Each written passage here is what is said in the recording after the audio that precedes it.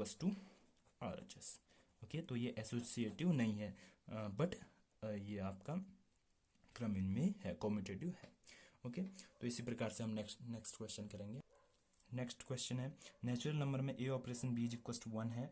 तो यहाँ भी हमें क्रम विनिमय और साहचर्य को प्रूव करना है। आप इसको प्रूव करेंगे और कमेंट में बॉक्स में मुझे बताएंगे कि ये कम्यूटेटिव और एसोसिएटिव है या नहीं। ओके, तो नेक्स्ट क्वेश्चन देख लेते हैं 12वां, जो 2015 में आया है। मान लीजिए कि एक्स वाई तल है, तल में स्थित समतल समस्त रेखाओं का समुच्चय L है और L में रिलेशन है L1 L2, L1 समांतर है L2 के द्वारा परिभाषित संबंध R है। सिद्ध कीजिए कि L तुल्यता संबंध है। रेखा y इक्वल टू 2x+4 से संबंधित समस्त रेखाओं का समुच्चय ज्ञात कीजिए। तो इन शॉर्ट में इसको बता देता हूँ क्वेश्चन क्या है। क्वेश्चन हमारे पास ये है कि हमारे पास एक बोल रहा है कि प्लेन है। ओके, ये माना हमारे पास प्लेन है। ओके, हमारे पास एक प्लेन दिया है और उसमें एक रिलेशन इसने डिफाइन किया है। इसमें बहुत सारी लाइन्स हैं बोल रहा है। ओके, और इस प्लेन में जो भी लाइन है उनके बेसिस पे क्या रिलेशन दिया गया है कि जो हमारे पास दो लाइनें हैं L1 L2 या कई लाइनें हैं, हम दो लाइन ले रहे हैं।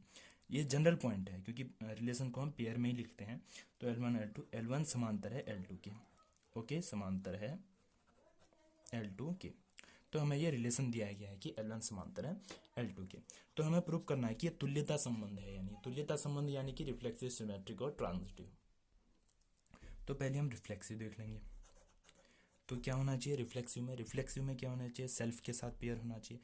तो माना L1 एक लाइन ले लेते हैं। ओके, कोई L1 लाइन है वो स्वयं के साथ क्या होगी, पैरेलल होगी। हमें रिलेशन दिया गया है L1 L2 के, L1 L2 समांतर है। तो L1 L2 की जगह L1 L1 के समांतर है, ऐसा यहाँ पे रिफ्लेक्सिव में बन जाएगा रिलेशन।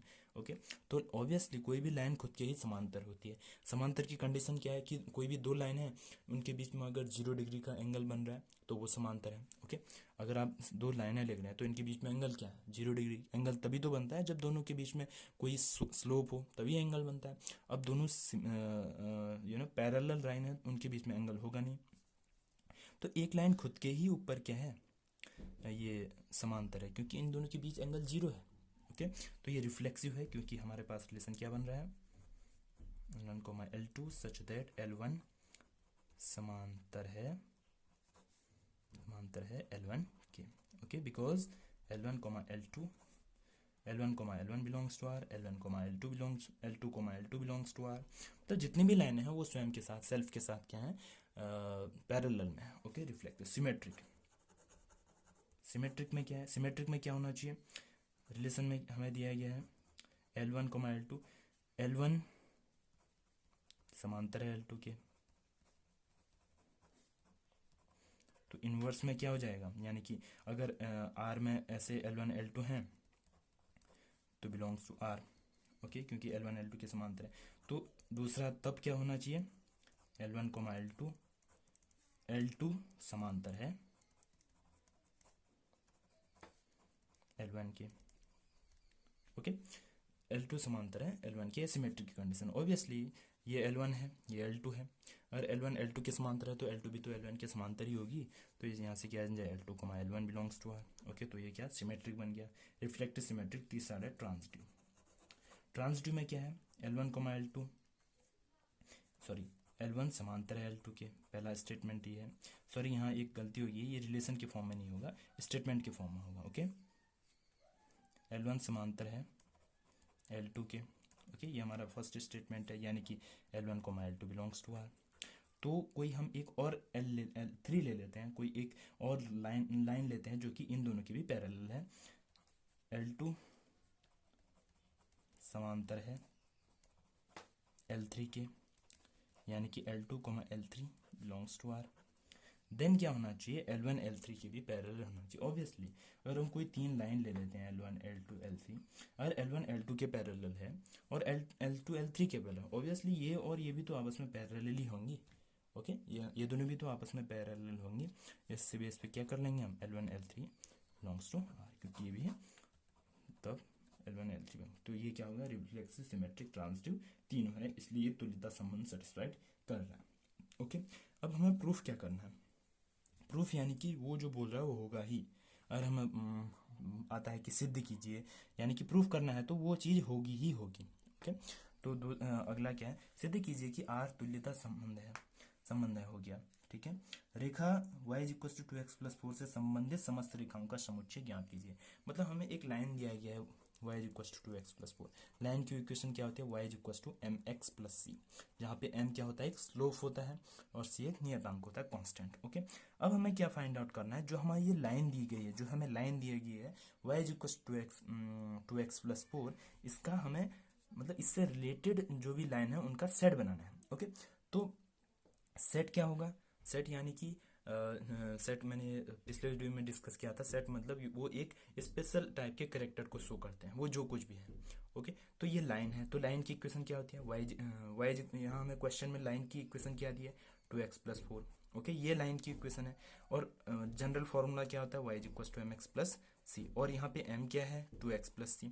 तो हम यहाँ पे c अगर डिफरेंट लें तो भी ये तो y इज इक्वल टू, अगर हम यहाँ पे 5 ले लें, 6 ले लें, 8 ले लें, कोई और नंबर ले लें, है तो वो लाइन है, वो उसके करेक्टर ही को डिफाइन कर रहा है, लाइन के लाइन ही तो है वो, बस उसके डिजिट चेंज हो रहे हैं, है तो वो लाइन है, लाइन के करेक्टर को शो कर रहा है। तो इसके लिए पूरा लाइन का सेट क्या हो जाएगा, y is equal to 2x+c, ये इसका सेट होगा। ओके, c की जगह हम कोई भी चेंज कर रहे हैं तो लाइन में कोई फर्क नहीं आ गया, क्योंकि वो करेक्टर मतलब वो सेट बन जाएगा लाइंस का, क्योंकि वो लाइन को ही शो कर रहा है। ओके, तो ये उसका सेट क्या होगा, y is equal to 2x+c।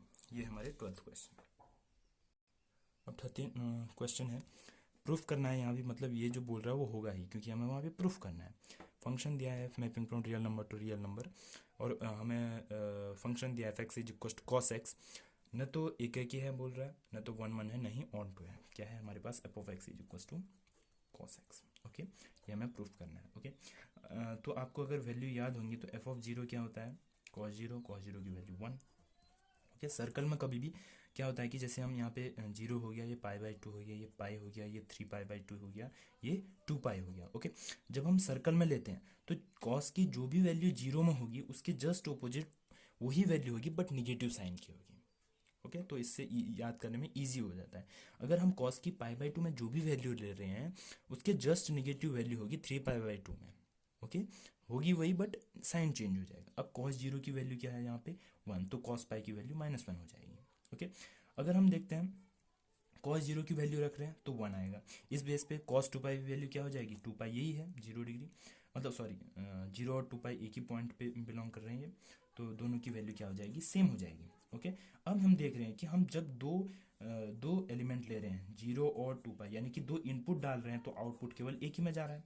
Okay, अगर डायग्रामेटिकली देखें, ये 0 और 2π ये एक में ही क्या कर रहे हैं, मैपिंग कर रहे हैं, तो ये क्या 1 की कंडीशन है, नो, ये 1 की कंडीशन नहीं है, तो इसलिए ये एक है कि नहीं है। ओके, ये तो हाँ, आप ऐसे भी शो कर सकते हैं, ये इधर एग्जांपल के थ्रू आप इसको भी शो कर सकते हैं। ओके, ये एक है कि नहीं है इस बेस पे। ओके, तब हम, और दूसरा क्या बोल रहा है, आच्छादक ऑन टू है या नहीं। तो ऑन टू के लिए हम क्या कर लेंगे, f(x) इज इक्वल टू हमारे पास है cos x। ओके, f(x) ले लिया y is equal to cos x, तो x is equal to y यानी कि cos inverse of y। Okay, अब y मीन्स कोडोमेन, मतलब कोडोमेन में कोई भी एलिमेंट खाली नहीं होना चाहिए, मतलब डोमेन के सभी एलिमेंट कोडोमेन के किसी न किसी एलिमेंट से क्या होना चाहिए, मैप करने चाहिए। ओके, तो अब y में हम कोई भी एलिमेंट ले लें, जैसे हम उठा के 2 रख देंगे, तो x is equal to cos inverse of 2। तो इसकी जब हम 2 पुट आउट करते हैं यहाँ पे, तो ये कोई वैल्यू ही नहीं होती, cos इनवर्स 2 की कोई वैल्यू ही नहीं होती। आप कैलकुलेटर की सहायता से भी देख सकते हैं, तो ये अनडिफाइन है, तो डिफाइन ही नहीं हो रहा है, इसलिए ये आच्छादक होगा नहीं। आप इसको एग्जाम्पल के थ्रू भी लिख सकते हैं। ओके, क्योंकि माना 2 बिलोंग्स टू y को कर रहा है, but cos inverse 2 doesn't exist ही नहीं कर रहा है, तो ये क्या होगा, आपका आच्छादक ऑन टू नहीं होगा। ओके, ये हो गया हमारा 13th क्वेश्चन। अब जाते हैं 14th क्वेश्चन में। 14th क्वेश्चन बोल रहा है हमें यहाँ पे मैपिंग दी है नेचुरल नंबर टू y में, और f(x) दिया गया है 4x+3 फंक्शन दिया गया है, और जहाँ पे हमें y इज इक्वल टू, जो ये y कोडोमेन है वो क्या है, y is equal to 4x+3 है, और x belong to natural number है। ओके, हमें प्रूफ क्या करना है, f व्युत्क्रमणीय इन्वर्सिबल फंक्शन है, और उसका प्रतिलोम फलन भी ज्ञात करना है। तो इन्वर्सिबल फंक्शन को प्रूफ करने के 2 वेज हैं। पहला तो हम उसको दिखाएंगे कि ये 1 है, ऑन टू है, तो अपने आप ही वो क्या हो जाएगा, इन्वर्सिबल फंक्शन व्युत्क्रमणीय हो जाएगा। दूसरा f(g) of x is equal to क्या आना चाहिए, आई ऑफ एक्स, यानी कि एक्स आना चाहिए आंसर। ओके, और g operation f of y is equal to identity of y, यानी कि वाई आना चाहिए। ओके, तो हम अगर ये वाला ऑप्शन, ये वाला चूज करें, इस मेथड से कर लेते हैं, तो देखते हैं क्या कैसे होगा। एफ ऑफ एक्स हमें दिया गया है 4x प्लस 3। ओके, हमें एफ ऑफ एक्स दिया गया है 4x प्लस 3, तो एफ ऑफ एक्स रख लेंगे हम Y is equal to 4x plus 3। Okay, तो हम क्या करेंगे, फर्स्ट में एक्स की वैल्यू फाइंड आउट करने की कोशिश करेंगे। तो ये एक्स की वैल्यू क्या हो जाएगी इस बेस पे, एक्स इज इक्वल टू हो जाएगा वाई माइनस 3/4। ओके, वाई और 4 सिमिलर ही बन रहे हैं, ऐसे लिख देता हूँ। Okay, X is equal to Y minus 3/4, जिसे हम क्या लिख सकते हैं, एफ ऑफ वाई भी लिख सकते हैं। ओके, क्योंकि जब हम वाई की वैल्यू पुट करेंगे तभी तो एफ ऑफ वाई की वैल्यू आएगी। ओके, एक्स को एफ ऑफ वाई मान सकते हैं। तो हमारे पास अब दो फंक्शन हो गए, एक तो ये वाला F of X and F of Y. Okay, तो अब पहले हम क्या निकालेंगे, F operation G of, sorry, अगर हम इसे जी ऑफ वाई रखें तो बेटर होगा, क्योंकि दो फंक्शन चाहिए हमें, क्योंकि एफ ऑपरेशन एफ वो भी चलेगा, but F of G better रहेगा। वो भी उसमें भी कोई प्रॉब्लम नहीं है, वो भी हो जाएगा। ऑपरेशन को हम ब्रैकेट में चेंज कर लेंगे, operation Y F operation G of Y की वैल्यू क्या है, वाई माइनस 3/4। अब एफ ऑफ एक्स की जगह है वाई माइनस 3/4, एक्स की जगह क्या पुट कर देंगे, वाई माइनस 3/4। ओके, तो ये आ जाएगा प्लस 3, तो 4 से 4 कैंसिल हो जाएगा, प्लस 3 माइनस 3 आपस में कैंसिल, तो आंसर वाई। तो F operation G of Y क्या आ गया, आइडेंटिटी ऑफ वाई, यानी कि वाई। तो पहली कंडीशन सेटिस्फाइड होगी। अब हमें दूसरी कंडीशन ये करनी है, यानी कि जी ऑपरेशन एफ ऑफ एक्स।